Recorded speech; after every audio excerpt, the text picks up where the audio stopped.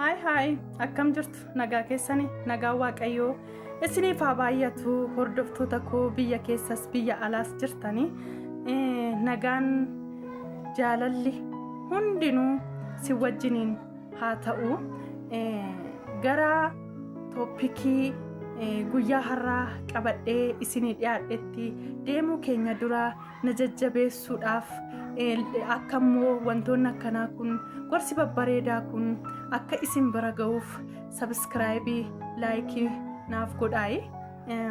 Har'a toopikii qabadhee dhiyaadhe keessaa akka haara'aatti akkas yaaduu waan gochuu qabdu sadii jedha.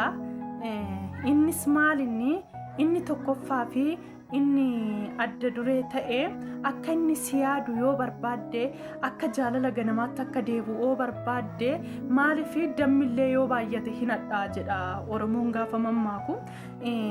Yeroo hunda si argata hoo ta'e yeroo si beellamutti bakka si barbaadetti bilbilee yeroo barbaadetti si argata hoo ta'e sinuffaa deemaa jechaadha. Sinuffeera jechuun immoo yaa'u kanuma beekamu gara waan haara'aatti gara waan ambiraa barbaadatti gara waan dhabe barbaadatti deemaa jechaadha. Amaloota dhiirotaa keessaa waan argatan caalaa waan itti dhamahan waan itti dadhaban waan salphaatti argatan caalaa waan yeroo barbaadan argatan caalaa waan dadhabanii itti qoramanii hillikii keessa galanii jechaadha kan isaan barbaadan. Gaafa ati immoo yeroo barbaadetti yeroo si bilbilutti kan si argatu yoo ta'e yeroo barbaadetti yeroo si beellamutti kan si argatu yoo ta'e sitti jijjiiramaa deemaa jechaadha. Kanaafuu maalinni ati kan gochuu qabdu isatti baay'ee waan maal jedhee tasitti warqii ta'uu qabda jechaadha. Madaabii osoo hin ta'in warqii ta'uu qabda. Kan yeroo barbaade si argatu osoo hin ta'in kan gaara bu'ee si argatu ta'uu qabda jechaadha. Kanaafuu maalinni inni gochuu qabdu inni tokkoffaan yeroo inni bilbila si bilbilutti yeroo tokko akkuma nama nagarree dhiisii jechaadha. Isumaa bilbilee kaasuu halkan isaa ta'u guyyaa isaa ta'u sa'aatii barbaadetti yeroo bilbiletti si argachuu osoo hin ta'e bilbila isaa jalaan kaasiin. Jalaan kaasiin jechuun curma jalaan kaasiin umurii guutuusin jechuu osoo hin ta'e yoo xiqqaate namni sun immooshinii inni keessa jiruuf aaktii inni gochaa jiru sii galeera hoo ta'e maal gochuudha kan qabdu yeroo inni si bilbilutti jalaan kaasiin jechaadha. Yoo xiqqaate si'a lama si'a sadii ol si bilbiluu qaba si argachuudha. Gaafa san gaafitti ta'a. Gaafa tokko bilbilee jalaa kaasuu diddu gaafa maal taateeti akkam taateeti eenyu wajjin jirti kan jedhu sun gaafitti ta'a waan ta'eef yeroo lama yeroo sadi si bilbile taanaan tokko naqqalaa jechaadha. Kanaafuu inni tokko yeroo si bilbiletti akkuma barbaadetti yeroo si bilbiletti bilbila jalaa kaasuudhaaf hin ariifatiin jechaadha.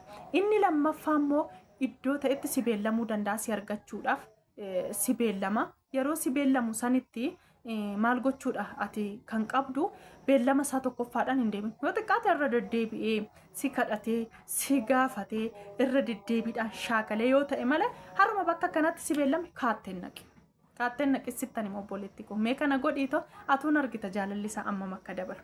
Kanaafuu beellama isaatirraa hafu maal yoodhan kanaaf jecha akka ati nami eessituufaniin kanan hafe jechuu osoo hin ta'in waan akkanaatiin na mudate waan akkasiitiin na mudate kana ta'eetaniin sababa kaa'uufi jechaadha.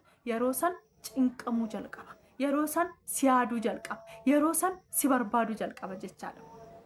Kanaafuu yeroo inni si beellametti iddoo beellama isaatti hin argamiini bilbila isaa daftee hin kaasiini teekistii isaa yeroo tokko yeroo si barreessu akkuma nama nagarree darbe akka tasaa yeroo 3-4 si bilbilee immoo gaafa kaastutti maal taate hin agarreeyyu chaarjarirra jira ture iddoo akkanaa jira ture hojii hojjechaan ture waan akkanaatiin dabarsitaa jecha yeroo san maalinni si argachuudhaaf hillikii keessa seenaa jechaadha. Yeroo san si argachuudhaaf hillikii keessa seenaa qaalitti taate jechaadha. Nuyi dubartoonni uumama keenya irraa ka'ee kennaa addaa qabna waan ta'eef bushoo ta'uu qabna. Of mi'eessuu qabna. Ofii keenya of hin mi'eessin namni nu mi'eessu waan ta'eef jechaadha. Inni sadaffaan immoo biizii of godhe. Tarii in jaalatta yoo ta'e waan ani si gorsaa jiru kana hundumaa kana nani bilbila jalaan kaasini kananan iddoo beellama isaatti yeroo hundan argamiin yeroo hundan bilbiliiniif yeroo hunda yeroo inni si bilbilu jalaan kaasisiin jedhu hojiirra kan oolchutu waan isa sadaffaaf isa dhumaa sitti mukanaan jechaadha. Innoo maalin biizii of gochuudha. Ofii kee biizii of godhee yeroo ofii keetii kennii dhimma hojii keetirratti xiyyeeffadhu dhimma jiruuf jireenya keetirratti xiyyeeffadhu yoo waan hojjettullee dhabde fiilmillee ilaali. Sababbii ittiin isaa yeroo kennuudha jechaadha. Wanni sun ittiin biizii of gochuudha. Ittiin isaa dagachuu teechee bilbili kan si godhu bilbila. Barbaachisaa ta'e taanaan bilbila iyyuu ofirraa fageesse jechaadha. Kallattii ittiin konneekshinii inni itti si argate itti si beellamu san ofirraa fageessuudha qabdaa jechaadha. Kanaafuu biizii of godhi. Hojii mataa keetirratti xamadame, jireenya keetirratti xamadame, of qabuudhaan bakka waa tokko barachuu barbaaduudhaan, waa tokko baruu barbaaduudhaan, maatii kee wajjiniin dabarsuudhaan biizii of goota yoo ta'e waan isaa sa'aatii 24 teechee kan yaaddee ittiin amma bilbiltee fi amma isa argachuu barbaaddee amma yeroo inni si bilbilutti iddoo inni itti siin jedhetti deemte haala inni itti siin jedheen isa haasofsiiste maal hojjette itti bushaa deemta. Dhugaan siniin jedhe. Waanumti mi'aawu tokkollee waanumti nyaata dhandhamnu arraba keenyatti teestii goonullee akka malee nutti baay'ateera yoo ta'e hin bushoofna jechaadha. Mee amma wanti guddaan Itoophiyaa keessatti gaariidha kan jedhamu fooni fakkeenyaaf. Mee sinittan hima fakkeenya tokko sinumaafuu guute yeroo hunda shiroo yookiin immoo nyaata fuduraaf kuduraa otoo keessan galchi foon duwwaa mee torbeedhuma 2 nyaadhaa. Ammaaf sinitti fakkaachuu dhiisuu danda'a yaalame ammam akka sin jibbisiisu ammam akka shiroo hawwitan ammam akka ila sinitti himuu hin danda'u. Garuu waan darbee argannu isaaniif hunda caalaa fuuddi bareedaadha jennee kan itti iddoo kenninuuf jechaadha. Kanaafuu maalan siniin jechuu barbaade dhiirri tokko akka baay'isee si yaadu akka jaalala keetiin waaddamu akka haaraa itti taatu yoo kan barbaaddu ta'e wantoota kana sadeen godhii ragaa naa baata dhuftee komantii jalatti dhugaan siin jedhaati ammam akka inni qaalii godhee silaalu ammam akka inni ilaa maal jedhe daa'imandii caalaatti silaalu sinuu hin argitu. Viidiyoon kun namoota biraatiifis akka ga'uuf sheerinaaf godhaa, laayikinaaf godhaa, sabskiraayibinaaf godhaa. Isinin jaaladhaa na jajjabeessaa obboleetti keessan hangafaa qaaliiwwan koo babbareedduuwwan koo oromoota koo sinin jedhaa sinin jaaladhaa. Bye bye.